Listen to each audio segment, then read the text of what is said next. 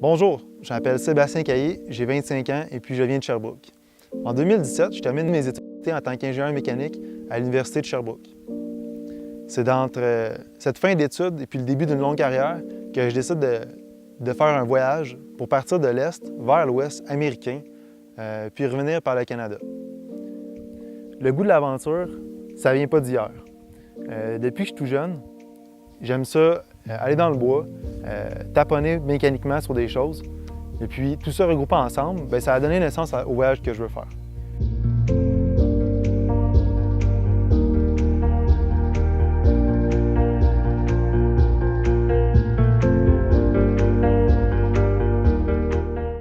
Donc, le 7 janvier 2017, j'ai écrit « Nostalgie ». C'est en cette nouvelle année que je finis un grand périple, celui de ma jeunesse étudiante. J'ai pris mon dimanche pour faire le ménage de mes livres d'école puis mes babioles que j'avais ramenées de mon appart sur la rue Dégénération à Sherbrooke. Mon Dieu, le temps passe si vite. Déjà 8 ans que j'ai terminé mon secondaire, la mémoire enfouit déjà ces moments passés où je travaillais comme un malade à couper du gazon pour me payer mon premier TG 2002. J'ai d'ailleurs retrouvé ma facture de 9 750 $ et celle de la SAC qui m'avait remboursé un autre 1 000 $. Ma mère m'avait fronté 3 000 que je lui avais remboursé qu'à 60 %. Mais tu sais pas à quel point je serais toujours reconnaissant pour ça. J'ai d'ailleurs tombé sur la photo de ton premier Jeep TG vert 2000. Notre passion pour les camions, c'est de mère en fils. Et ça le restera toujours. À cet âge, je savais pas c'était quoi un différentiel ou un moteur. Je portais pas trop attention aux détails. Tout ce que je me rappelle, c'est qu'on se gelait le cul d'hiver puis que Pat trouvait que ça portait dur. Là où je tripais, c'était d'avoir les cheveux dans le vent. Puis lorsqu'on mettait ça sur le beurre, monter les capes de roche. Je comprenais pas encore c'était quoi le trip de conduire, mais je conduisais mon 4 roues Honda Foreman. Ça, c'était malade. Donc, vous comprenez que c'est pas d'hier. Pour moi, l'aventure, la mécanique, j'adore ça. C'est sûr que pour faire un projet d'une aussi grande envergure, ça demande plusieurs connaissances mécaniques. On peut le faire beaucoup plus simple avec une voiture ou un backsack, puis ça va être un peu le même trip, si on peut dire, d'aventure. Moi, c'était quelque chose que je voulais réaliser avec un Jeep. C'est un défi parce qu'en fait, un Jeep, c'est pas un véhicule pour faire un grand millage. J'appelle ça de l'overland. En fait, de l'overland, ça se fait avec un véhicule beaucoup plus fiable qu'un Jeep, selon moi. Mais moi, mon défi, c'était de pouvoir le faire avec un Jeep. En 2014, j'ai eu un accident de moto. J'avais vendu mon Jeep à ce moment-là. Puis les études, bien, ça coûte des sous. Fait que pour moi, la moto, c'est un moyen de voyager pour pas cher, puis pas compliqué. L'affaire que j'avais pas pensé, c'est que oui, ça te met à risque. Plus que tu es sur la route en moto, plus que tu t'exposes à des accidents. Donc, après près d'1 an de réhabilitation, moi et mon ex-copine, bien, je renais un peu de mes cendres. J'étais encore en fauteuil roulant que j'ai décidé de me racheter un Jeep. Je me suis rappelé le sentiment que ça pouvait faire être en Jeep. Ça pouvait un peu remplacer celle de la moto. Oui, c'est un peu plus coûteux, tu fais moins de millage, ça coûte plus cher de gaz, mais bon, au diable, quand ta fille passée près de la mort, tu te dis bon, regarde, on va y aller à notre trip. Je suis reparti avec mes vieux projets, on rachète un Jeep. À ce moment-là, je ne savais pas ce que j'allais faire avec le Jeep. C'est après plus de 2 ans que le projet est né, donc en 2017. Puis c'est là que je me dis, bon, est-ce que je prends le Jeep? Ça fait déjà 2 ans que je travaille là-dessus. J'ai dit, fuck it, oui, j'y vais en Jeep. Ça prendra le temps que ça prend. Il arrivera ce qui arrivera. Puis c'est là que je me suis dit, bon, ben, je pars avec mon Jeep. Le problème de voyager avec un Jeep, puis tout ça, tous les Jeepers le savent, c'est que l'espace est très restreint. Pour avoir fait un voyage similaire en 2012 avec mon frère, on avait un Nissan Xterra qui était beaucoup plus spacieux, qui était bon pour plus de distance, une meilleure autonomie, une bonne fiabilité. Le Jeep, bon, il faut se traîner des outils parce que c'est assez briseux puis ça ne fait pas beaucoup d'autonomie. Fait que pour ça, j'ai décidé d'acquérir une remorque militaire, un M101 de l'armée canadienne. C'est une petite remorque 4x6, très robuste, qui pourrait me suivre partout. Donc j'ai passé jour et nuit à travers des fois de 17 à 20 heures sur le Jeep, au garage de mon ami Jonathan Côte à Waterville, puis fabriquant la remorque là, de peine et de misère l'hiver en dedans et dehors. C'est sûr que c'est autant de planification, même plus, que de fabrication. Donc en tout et pour tout, j'ai passé environ 8 à 900 heures sur la construction de la remorque. Donc pour les curieux, je vous laisse sur des extraits vidéo de la fabrication de la remorque.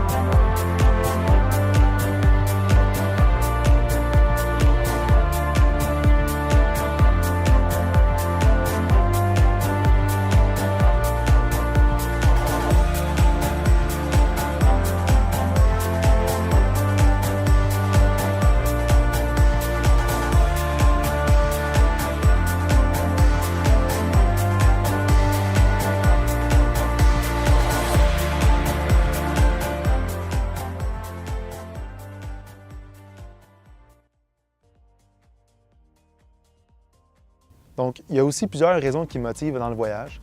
Une qu'on ne peut pas négliger, c'est le fait qu'au Québec, on parle français. Donc, pour moi, le fait d'améliorer mon langage, moins, disons, technique que j'ai appris à l'école, mais plus social, donc une belle opportunité pour développer l'anglais. C'est un langage que j'aime beaucoup, je trouve qu'il est beaucoup universel. Puis le fait de voyager seul, ça m'a apporté à me forcer à parler anglais avec les gens que je vais rencontrer sur ma route. Durant les dernières années, j'étais très occupé à l'école, tout ça. J'ai moins pris soin de moi personnellement. J'étais sur un horaire un petit peu jour-nuit, mélangé, name it. Je vivais à fond. Là, je voulais prendre un certain temps pour sortir de ma zone de confort, vivre l'aventure, prendre du temps pour moi, puis me détendre avant de revenir à la vraie vie. Comme premier endroit, j'ai décidé de descendre au sud, dans le parc des Adirondacks. C'est un parc qui est assez près de Montréal. Puis la raison, en fait, c'est que je vais avoir beaucoup de routes à faire durant les prochains jours. Mon véhicule, avec la remorque, est complètement overweight. Fait que ça va pas vite. Puis je vais avoir beaucoup de jours pour me rendre à ma première destination, ma seconde destination qui va être le Colorado.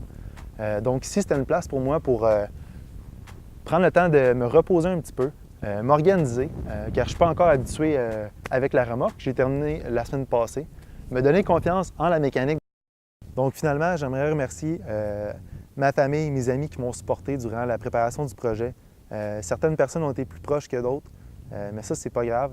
Vous avez tous été là d'une manière ou d'une autre pour m'aider là-dedans.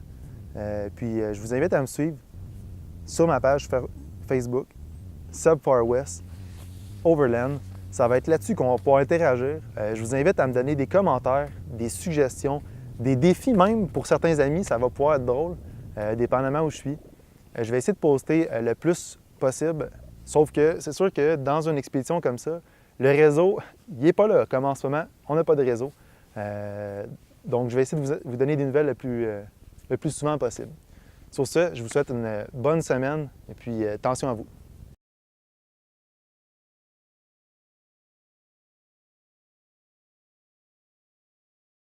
Par les milliards de mouches noires qu'on a dans la face.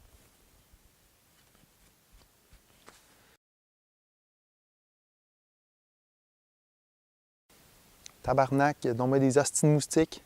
Bon, là, il va falloir que je remédie à la situation, câlisse.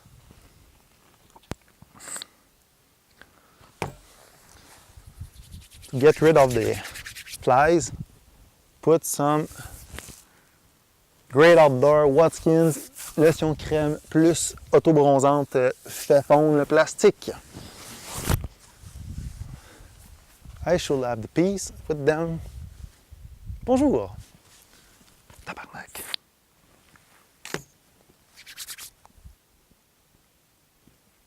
Fuck.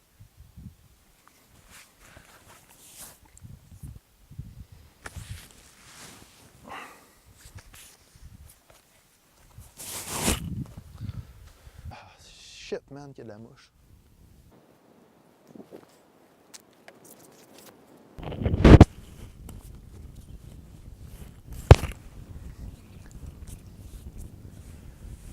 Bon, le vent vient de tomber, les bébites sont de retour, fait que je vais continuer ça avec mon beau filet.